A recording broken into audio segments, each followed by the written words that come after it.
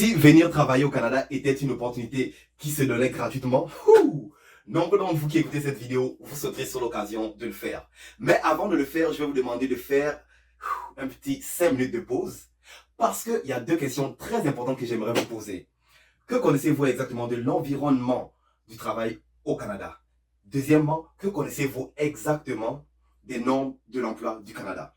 Si vos deux réponses à ces questions sont rien et rien, eh bien, je souhaite que tu restes jusqu'à la fin de la vidéo pour découvrir les 4 points que je m'apprête à te partager, qui vont non seulement te permettre de mieux comprendre qu'est-ce qui t'attend ici, mais en plus, c'est ça qui va t'aider dans ta recherche actuelle à décrocher un emploi. Parce que les points que je m'apprête à te donner feront vraiment la différence si tu viens ici pour le court terme, le moyen terme ou le long terme, qui, j'espère, est pour toi le sésame à décrocher à la fin de l'expiration de ton permis de travail. Hello, bonjour avec ton gars, c'est Terence, l'afro-investisseur, avec une nouvelle vidéo pour la communauté afro. Les amis, on va pas trop tourner au vif du sujet de la vidéo d'aujourd'hui, on va directement y plonger parce qu'il y a des informations très importantes à vous partager. Eh bien, sans trop attendre, plongeons dans le premier point. Alors, avant toute chose, avant de t'énumérer les 4 points en question, il faudrait que je te précise une chose très importante à garder en tête. Au Canada, il n'existe pas de CDD, contrat à durée déterminée, ou de CDI, contrat à durée indéterminée. Ces deux contrats-là sont des contrats que vous allez plus souvent retrouver dans le continent européen, pas en Amérique du Nord. En Amérique du Nord, la plupart des contrats ici sont planifiés par l'entreprise qui t'embauche et aussi régis par les syndicats. Il y a beaucoup de syndicats ici. Ça représente à peu près 42% à peu près dans le milieu du travail, les syndicats. Il ne peut pas prendre une décision ici sans l'accord des syndicats.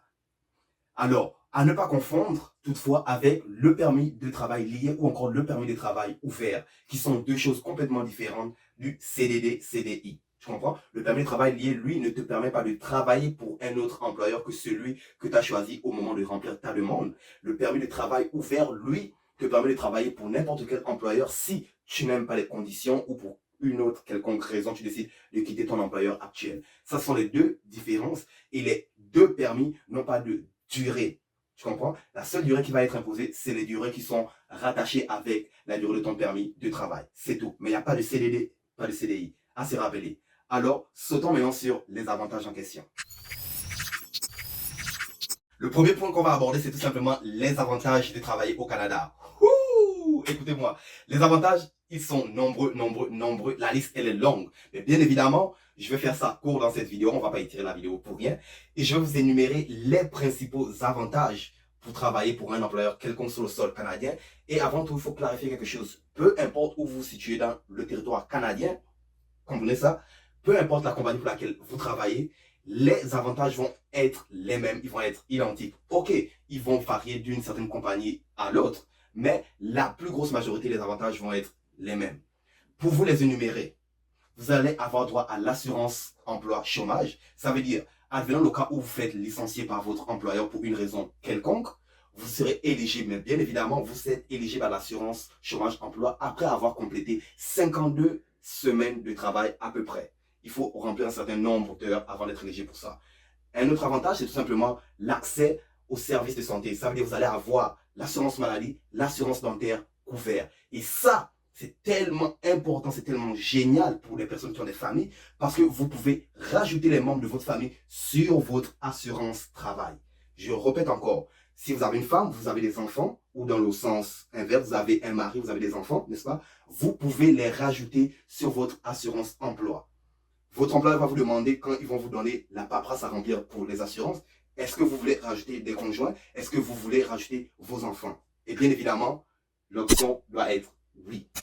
Un autre avantage, c'est tout simplement le fait que vous allez avoir accès, si vous êtes des parents de nouveau-nés, congé paternité ou congé maternité. Et bien souvent, ces congés paternité et congés maternité vont être rémunérés.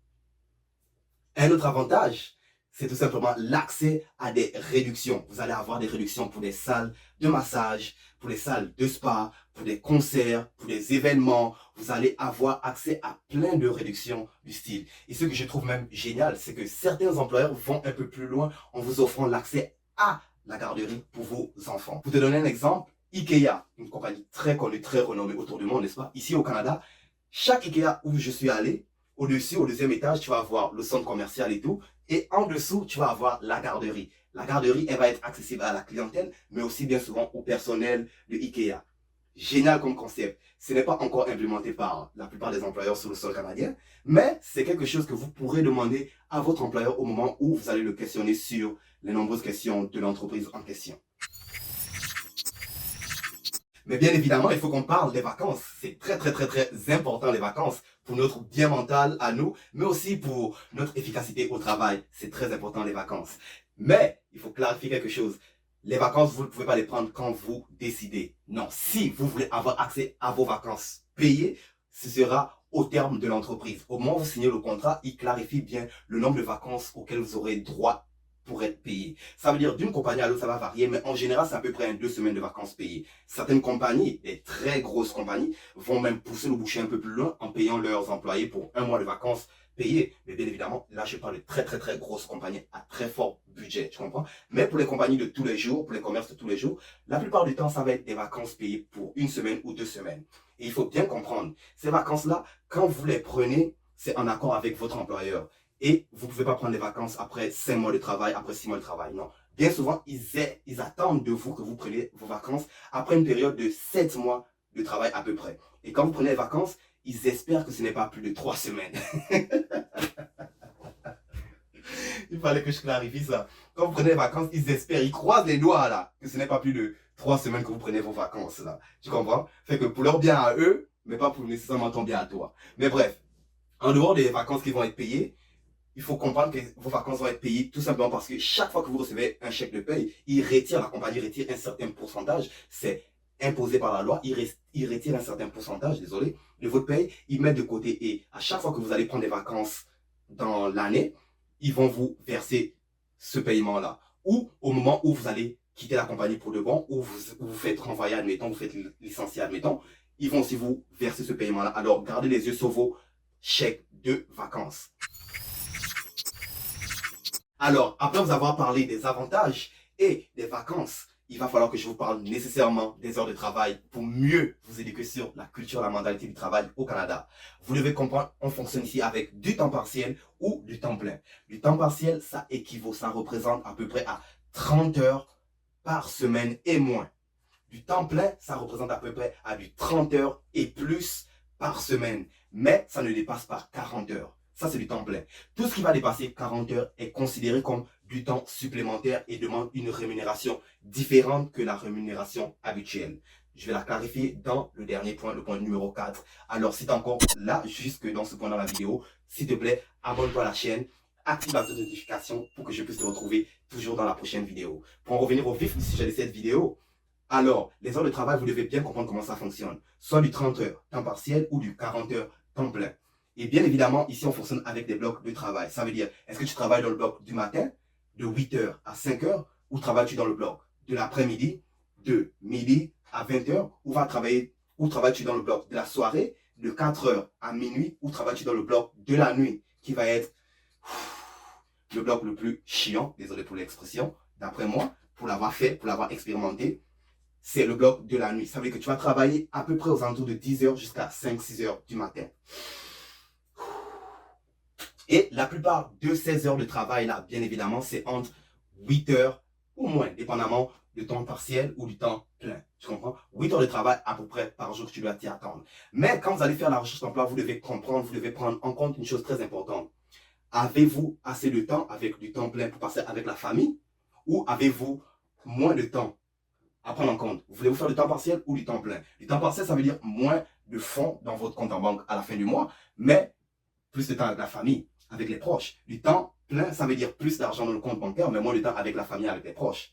Qu'est-ce qui est le plus important pour vous à prendre en compte? Et nous voici rendus au dernier point que j'ai gardé le meilleur pour la fin. La paye, la paye, la paye. Ça, c'est l'une des plus grosses raisons, en dehors des avantages qui vont pousser beaucoup de personnes à venir travailler en Amérique du Nord, en Occident tout court, n'est-ce pas? La paye. On a de bonnes payes, d'après ce qu'on en dit.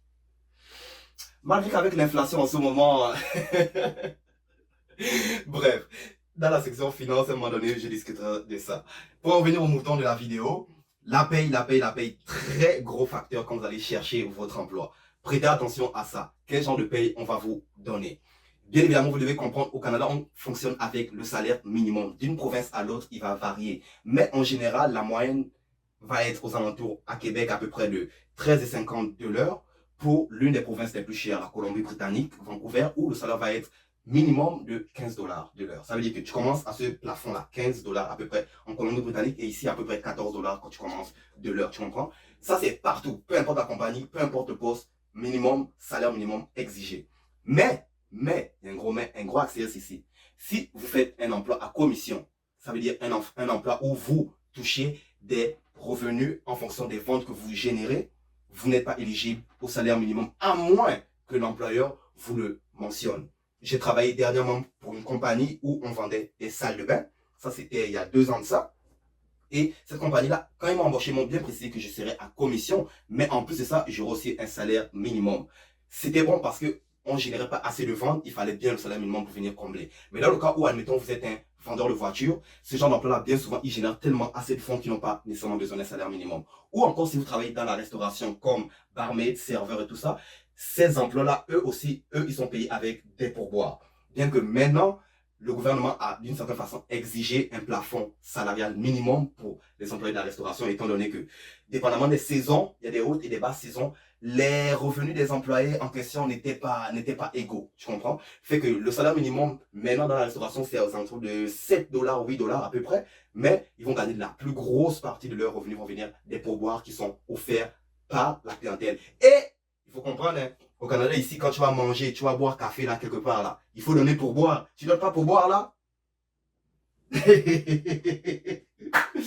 En tout cas, fait que voilà les points dont je voulais mentionner dans cette vidéo. J'espère t'avoir éclairé sur plus d'un sujet qui touche ton immigration, qui touche ton rêve de venir travailler au Canada. J'espère que ça va t'aider à mieux chercher exactement qu'est-ce qui va être le meilleur pour toi et pour les membres de ta famille. Pour me faire savoir si tu as aimé le contenu de cette vidéo, s'il te plaît, rends-moi service en appuyant sur le bouton j'aime. Mais très important, abonne-toi à la chaîne et active la cloche de notification pour que je puisse bien évidemment te retrouver dans la prochaine vidéo, toujours avec plus d'informations. À la prochaine, toujours avec plus.